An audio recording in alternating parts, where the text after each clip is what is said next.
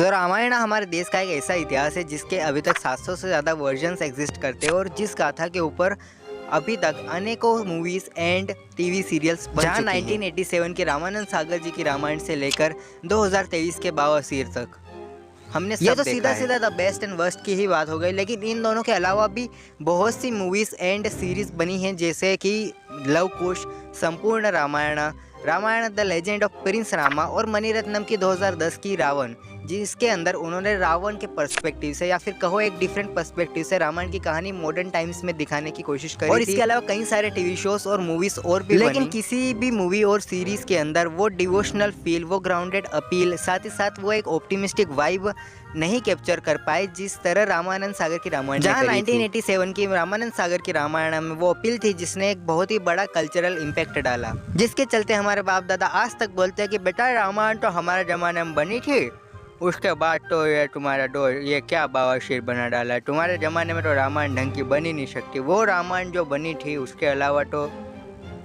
नहीं। और कुछ मूवीज़ को छोड़ दे जहाँ मुझे कुछ में से Ramayana the legend of prince Rama ही याद आ रही है, तो आई डोंट थिंक सो कि वो गलत है। जहाँ आज भी मुझे उनकी कही हुई बातें याद है जो उस समय हुआ करती थी जब रामायण टेलीकास्ट होती थी, जैसे डेली वर्कर्स का रामायण जिस दिन रिलीज होने वाली थी उस दिन अपने काम से छुट्टी ले लेना। जहां उस समय हर घर टीवी एग्जिस्ट नहीं किया करता था, तो जहां भी टीवी होता था लोग वहीं जाके रामायण देख लेते थे और जिनके घर टीवी होता था वो मना भी नहीं करते थे। मतलब समझ रहे हो, इट्स लाइक कल्चरल एक्सपीरियंस जो कि हर कोई बांटना चाहता है।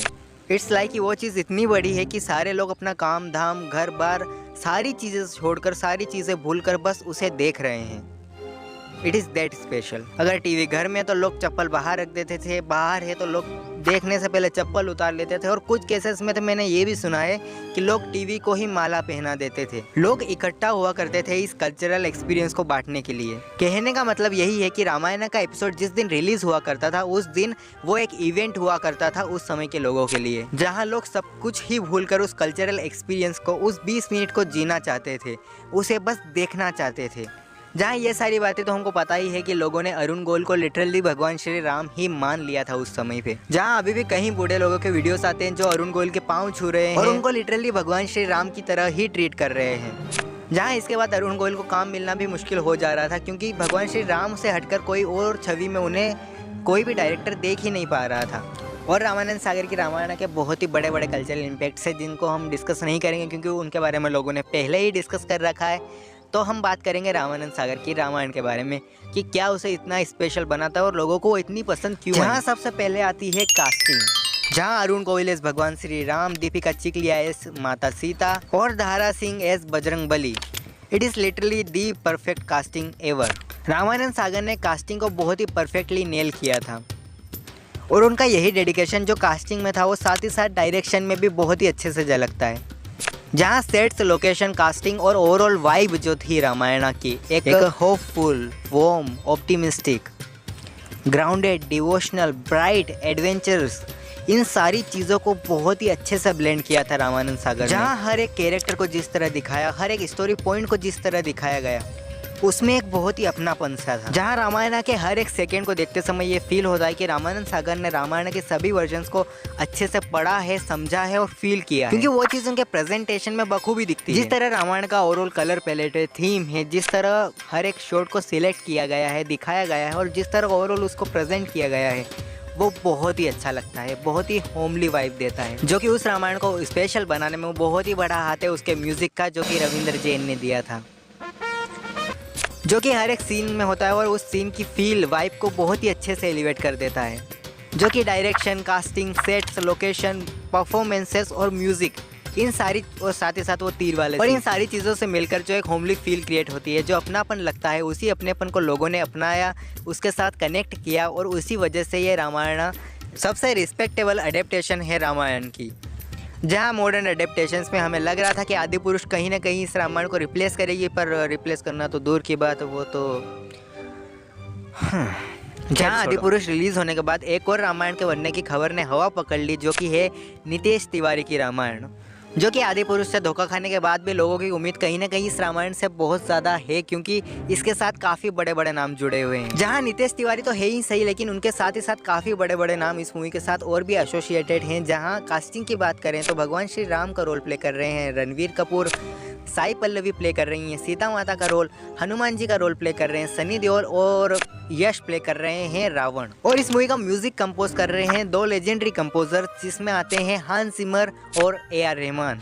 जहां इसका VFX जो कि बहुत ही ज़्यादा कंसर्न्ड टॉपिक था लोगों के बीच में, क्योंकि आदि पुरुष ने बहुत ही खतरनाक VFX दिखा दिया था, तो उसके चलते कहीं ना कहीं लोग डरे हुए थे कि इसका VFX कैसा होगा। तो उसको लेकर भी जो कि इसका VFX संभाल रही है डीनेक, जिसने बहुत ही बड़ी बड़ी मूवीज़ में अपना VFX दिया है including dune and 7 academy award जीते हैं। तो आई थिंक VFX अच्छे हाथों में जो कि यही सारे नाम रीज़न थे लोगों की बढ़ती हुई उम्मीदों का इस प्रोजेक्ट के ऊपर।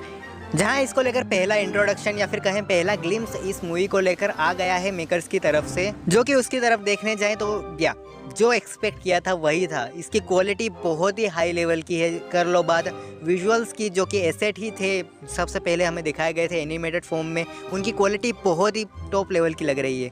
और साथ ही साथ बात करें बैकग्राउंड म्यूजिक की, तो उसमें AR रहमान और हांस जिमर दोनों का ही टच बखूबी फील होता है पार्ट्स में। एंड बैकग्राउंड म्यूजिक बहुत ही ऑसम है, जो कि ओवरऑल उस ग्लिम्स को जिस तरह दिखाया गया है वो बहुत ही बढ़िया था। साथ ही साथ उस अनाउंसमेंट वीडियो के एंड में जो हमें हल्के से कुछ सेकंड्स मूवी के देखने को मिलते हैं, जिसमें Ranbir Kapoor as Ram and Yash as Ravan की हल्की सी ग्लिम्स दिखाई जाती है, वो भी बहुत ही अच्छा लग रहा था। हाँ, हल्का सा VFX ऑफ लगा क्योंकि मूवी की शूटिंग लिटरली एक दिन पहले ही ख़त्म हुई है, तो अभी तो VFX बनना शुरू ही हुआ होगा, तो उस हिसाब से बहुत ही बढ़िया था। अभी मूवी को रिलीज़ होने में 1.5 साल बाकी है, तो आई थिंक डीनेक उतने में तो कोयले का हीरा बना देगा, तो ये तो फिर भी सोना है। और भले ही ये अभी अभी बनाओ, लेकिन आदि पुरुष से लाख गुना बेटर दिख रहा है।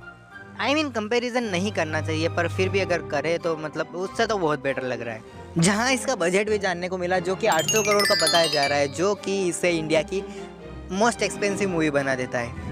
जहाँ अनाउंसमेंट वीडियो की क्वालिटी से ही पता चलता है कि ये मूवी को लेकर कितना सीरियस है और मूवी की क्वालिटी क्या होने वाली है। और ये लोग अगर यही क्वालिटी, प्रेजेंटेशन और सीरियसनेस मूवी के अंदर भी मेंटेन करके रखते हैं, तो ये लोग रामानंद सागर की रामायण जितना कल्चरल इम्पैक्ट डाल सकते हैं। फिर हमारे पास भी एक रामायण होगी जो हम हमारे आने वाली जनरेशन को बोल सकते हैं कि बेटा रामायण तो हमारे ज़माने में बनती थी, तुम्हारे ज़माने में तो ये क्या। So that's it for the video. ये इंट्रोडक्शन रिलीज़ होने के बाद मुझे लगा कि मुझे इसके ऊपर बात करनी चाहिए। इनफैक्ट इसके ऊपर क्या, जितनी भी रामायण आज तक रिलीज़ हुई हैं, जितनी भी चीज़ें हैं रामायण को लेकर, उन सारी चीज़ों के ऊपर ही मुझे बात करनी चाहिए।